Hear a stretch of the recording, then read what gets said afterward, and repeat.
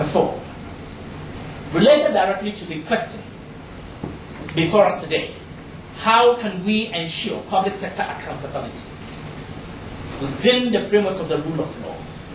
It's important that we understand the requirements of the rule of law itself.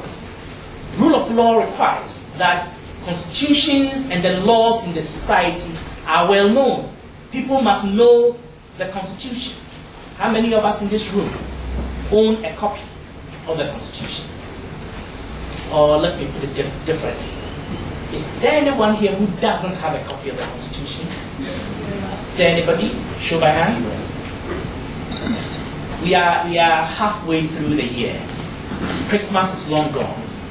But I ask you to give yourself a Christmas gift for 2007. Get out there and buy yourself a copy of the Constitution of Ghana 1992. It is your obligation, if this society is going to move forward, you owe it to yourself and you owe it to Mother Ghana to know what the fundamental law of this country, and it is not a business for lawyers. And by the way, if you cannot afford one, it's like legal services. You are entitled to legal counsel. If you cannot afford one, the state will provide one for you. You are entitled to a copy of the Constitution. If you cannot afford one, the National Commission for Civic Education can provide you with an abridged version at a very, very high discount, so that you pay very low. Go and get yourself a copy of the abridged Constitution, and because you can afford to pay 2 Ghana cedis for it, give them the 2 Ghana cedis, so that those people, the students who truly cannot afford it, more reprints can be made for them to buy. The rule of law also requires equal application of the law to all.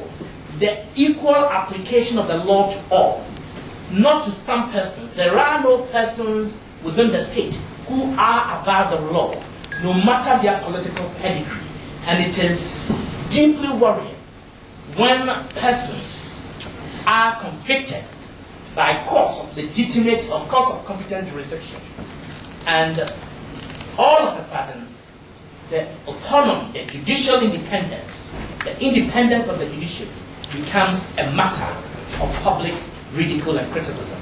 We must be careful under a society governed by the rule of law that we do not desecrate the integrity of the judiciary, both by the conduct of the judiciary and by the conduct of the citizenry in rejecting what we do not know or understand because of political pedigree. I am saying that the rule of law requires respect for the equal application of the law to all persons. Rule of law also requires timely access to law, that the judiciary must be accessible, that no matter whether one lives in Tumu, Tamale, Takrade, or in Accra, that they must have access to the services of the judiciary.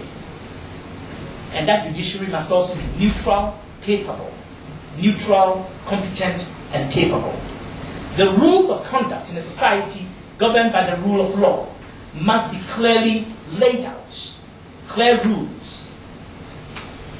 In addition, there must be clarity about what constitutes acceptable public conduct. That is why our Constitution provides for a body of code, a code of conduct for public officials. In Chapter 24 of the Constitution, there is a code of conduct for public officials.